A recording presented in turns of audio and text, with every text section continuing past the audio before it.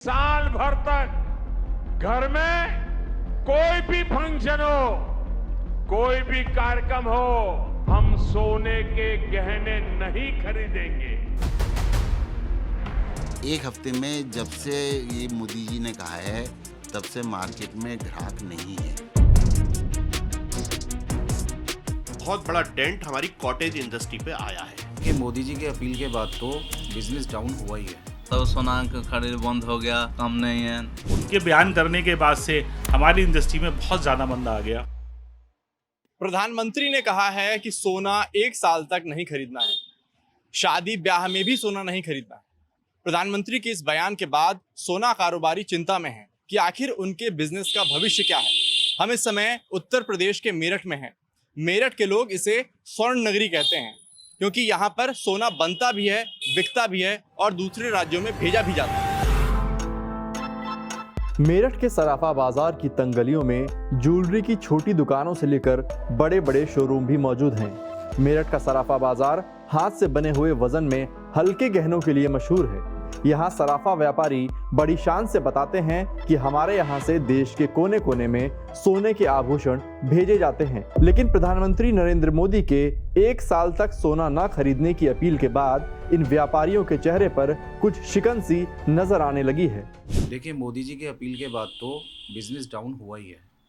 पहले से business down चल रहा था जब से रेट अचानक से बढ़े थे। दीपावली बाद से लगातार रेट बढ़ते आ रहे हैं, लेकिन मोदी जी की अपील के बाद वाकई काम और डाउन हुआ है। एक हफ्ते में जब से ये मोदी जी ने कहा है तब से मार्केट में ग्राहक नहीं है, ऑलमोस्ट नहीं है। सब कंफ्यूज्ड हैं। एकदम से रेट जो है 8-10 हज़ार रुपये बढ़ गए। उस रेटों पे कोई नहीं खरीद सकता था, सब लोग पीछे हट गए। और हर रोज, आज की तारीख में हर रोज पिछले एक हफ्ते से बढ़ने के बाद 1-1, 1.5 हज़ार रुपये घट रहे हैं। वो इसलिए घट रहे हैं कि कोई भी चीज़ स्ट्रीमलाइन होने में थोड़ा सा टाइम लगता है। हम जितनी भी दुकानों में गए, लगभग सबका यही कहना था कि व्यापार पर चोट तो पहुंची है। सराफा बाजार की खाली दुकानें इस बात की तस्दीक भी कर रही थीं।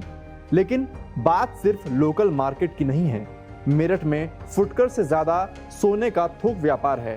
बुलियन व्यापारियों का कहना है कि जो ऑर्डर बाहर से आ रहे थे, दूसरे शहरों से, दूसरे राज्यों से आ रहे थे, वो भी कम हो गए हैं। देश भर के सोना व्यापारी वेट एंड वॉच की स्थिति में हैं। तो अगर देखा जाए तो जैसे ही उन्होंने ये अनाउंसमेंट की कि सोने को आप 1 साल तक ना खरीदें, तो बाजार के अंदर लोगों में एक नई सोच पैदा हो गई कि अब सोने का क्या होगा या सोने के भावों का क्या होगा।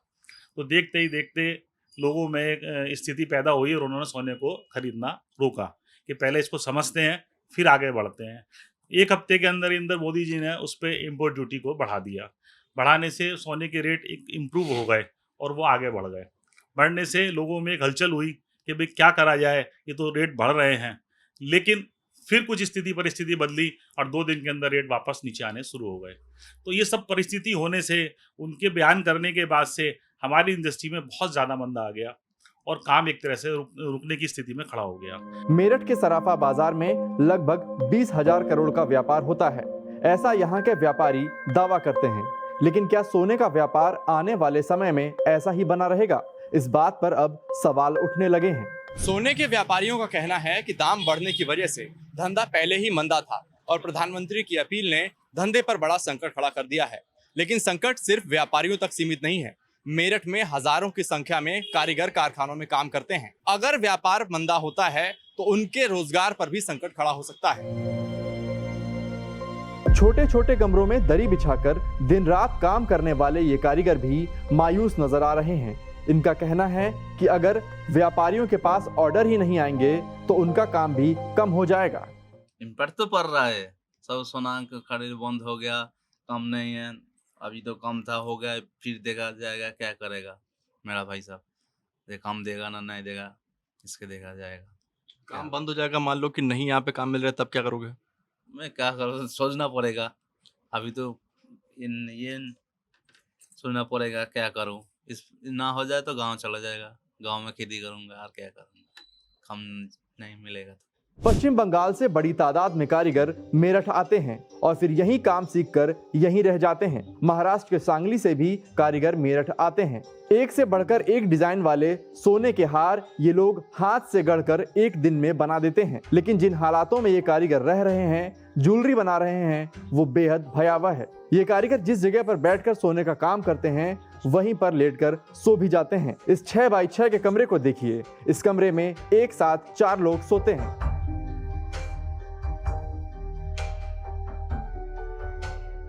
आप इस कमरे में रहते हो? हाँ, कितने लोग रहते हैं इस कमरे में? 4 आदमी। 4 आदमी। हाँ। चारों यहीं सोते हैं? हाँ। तो अभी तो गर्मी है, सर्दी जैसे रहती है, तो तब फिर यहीं जमीन पे सोते हैं? हाँ, इधर ही सोते हैं। जमीन पर ही? हाँ। तो चारों लोग का सामान यहीं पर है? हाँ, यही है। तो सो जाते हो आराम से यहाँ पे? हाँ, आराम से। और खाना पीना? खाना पीना इधर ही होता है। मेरठ में करीब 20,000 कारीगर इन्हीं मुश्किल हालातों में काम करते हैं। जितना काम करते हैं उतना ही पैसा बनता है। अगर व्यापार अच्छा चल रहा है तो दिन का 500 से 600 रुपए बन जाता है। लेकिन अगर डिमांड कम हुई तो सबसे बड़ी मुश्किल इनके लिए आ जाती है। कारीगरों का कहना है कि इन दिनों साल में 4 महीने के बराबर का काम मिल पा रहा है। मतलब जितना काम साल भर में आता है उसका सिर्फ 1/3 काम हो रहा है। ऐसे में सरकार का ये कहना कि लोग सोना खरीदें ही नहीं, इन कारीगरों के लिए बड़ा संकट खड़ा कर सकता है। और व्यापारियों को डर है कि अगर कारीगर अपने गांव लौट गए तो इंडस्ट्री सालों पीछे चली जाएगी। परेशानी अब ये है कि ये जो इंडस्ट्री है जिसमें 30,000 कारीगर हैं, जो पूर्वांचल से, लखीमपुर खीरी से, बरेली से, संभल से, बदायूं से, धामपुर से, नगीना से, नेटौर से, इधर से आए हुए हैं। बहुत सारे कारीगर जो हैं वो हमारे उससे आए हुए हैं, पश्चिम बंगाल से। बहुत सारे कारीगर हमारे महाराष्ट्र से, सांगली से आए हुए हैं, जो सोना गलाने पकाने का काम करते हैं। हिमाचल से आए हुए हैं। तो ये सारे एक कारीगरों को बनाकर तब एक यहाँ पर एक ट्रेड खड़ा हुआ, एक बड़ा ट्रेड खड़ा हुआ। तो ये ट्रेड खड़ा करने में 40-50 साल लग गए। और मेरठ में वैसे तो 100 वर्ष से भी ज्यादा का पुराने का ये सारा का सारा कारोबार है। अब हो क्या रहा है कि अगर इन कारीगरों को हम 10 दिन भी काम ना दें, 1 महीना काम ना दें, तो ये कारीगर अपने नेटिव पैलेस को अपने अपने गांव को चले जाएंगे। और अगर ये एक बार अपने गांव को पूरी तरह से माइग्रेट कर गए, यहाँ से चले गए, तो इनको वापस लाना अगले 10 सालों में भी संभव नहीं है। कोई कारीगर यहाँ 10 साल से रह रहा है, कोई 20 साल से।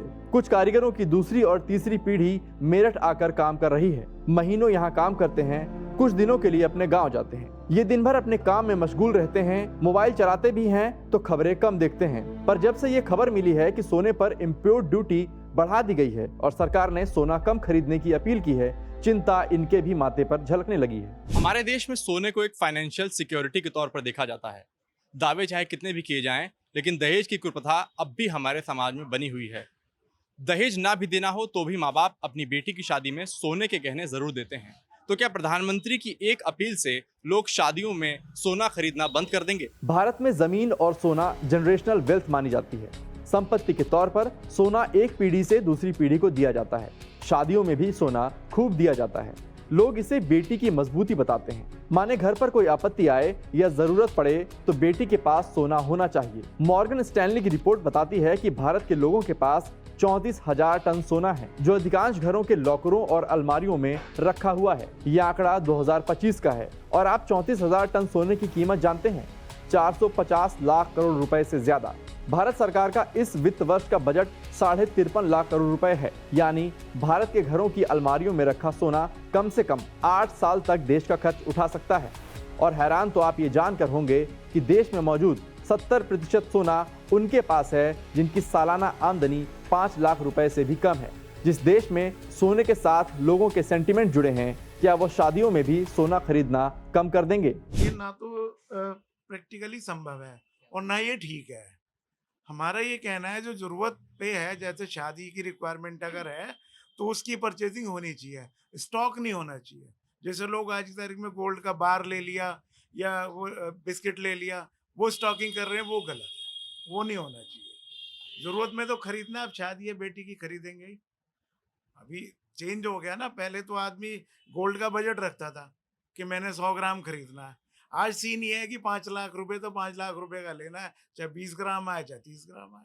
बजाय ये कहने के कि सोना मत खरीदिए, उन्हें कोशिश ये करनी चाहिए थी कि जिन्हें शादी ब्याह के लिए ज़रूरत है वो तो ज़रूर खरीदें, लेकिन इसके अलावा जो लोग उठा के रखने के लिए, बैंकों में रखने के लिए खरीद रहे थे, उनको जो है डिस्करेज करना है। उसको डिस्करेज करने के बहुत सारे रास्ते हैं, ऐसा नहीं कि एक ही रास्ता है, नहीं है। उसके डिस्करेज करने का रास्ता ये था कि उन्हें जो है, जो ये रेट है, उसको मेंटेन कराने की कोशिश करनी चाहिए थी। अगर ये रेट साल भर मेंटेन हो जाए, तो इन्वेस्टर्स जो दूसरी लाइन को छोड़ के इसमें इन्वेस्ट कर रहे थे, वो विड्रॉ हो जाएंगे। भारत में सोना आता है विदेश से। हम अपनी ज़रूरत का लगभग 85 से 90% तक सोना आयात करते हैं। 2025 वित्त वर्ष की बात करें तो भारत ने 768 टन सोना इंपोर्ट किया है। कॉमर्स मिनिस्ट्री के आंकड़ों के मुताबिक सोने के ऊंचे दाम की वजह से 2025-26 में देश का सोने का इंपोर्ट बिल 24% बढ़कर 72 अरब डॉलर तक जा पहुंचा था। ये सारा सोना हम डॉलर में खरीदते हैं। गोल्ड का इंपोर्ट हमारा पिछले साल में 72 बिलियन डॉलर का इंपोर्ट हुआ है, जो कि पिछले साल ही में 24% बढ़ा था, सिर्फ पिछले साल में। नॉर्मली हमारी इतनी गोल्ड की खपत 700 से 800 टन की गोल्ड की खपत होती है एनुअली, और उसमें से भारत जो खुद प्रोड्यूस करता है वो सिर्फ 1 से 2 टन का गोल्ड प्रोड्यूस करता है। तो आप बताइए 700 टन गोल्ड हम इंपोर्ट करते हैं, उसकी जो कॉस्ट होती है वो करीब 72 बिलियन डॉलर। और ये सारी फॉरेक्स से जाती है, जो हम फॉरेक्स अर्न करते हैं वो फॉरेक्स से जाती है। जैसे जैसे इंपोर्ट का बिल बढ़ता है, वैसे वैसे हमारा अगर हम जो डेफिसिट है वो और बढ़ता जाता है, और हमारे फॉरेक्स रिजर्व्स पर फर्क पड़ेगा, क्योंकि हम वो बहुत तेजी से उसको हम डिप्लीट करना शुरू कर देंगे। तो इन चीज़ों की वजह से प्रधानमंत्री ने बोला कि हमको थोड़ा संभल के यूज़ करना चाहिए। सोने का संकट जुड़ा है देश की अर्थव्यवस्था से। ईरान अमेरिका युद्ध ने रुपए को कमजोर किया, तेल को महंगा किया। ये दोनों चीजें जुड़ी हैं देश के फॉरेक्स रिजर्व से, क्योंकि तेल हम खरीदते हैं डॉलर में और फॉरेक्स रिजर्व में आता है सोना। प्रधानमंत्री नरेंद्र मोदी ने इसी बात की अपील की है कि हमें डॉलर कम खर्च करने पड़े, और सोना भी हम खरीदते हैं डॉलर से, तेल भी हम खरीदते हैं डॉलर से। उम्मीद है मिडिल ईस्ट में जो संकट चल रहा है वो जल्द ही थमेगा, तेल पर जो संकट चल रहा है वो जल्द ही थमेगा, और सोने का कारोबार पर जो संकट चल रहा है वो भी जल्द ही शांत होगा।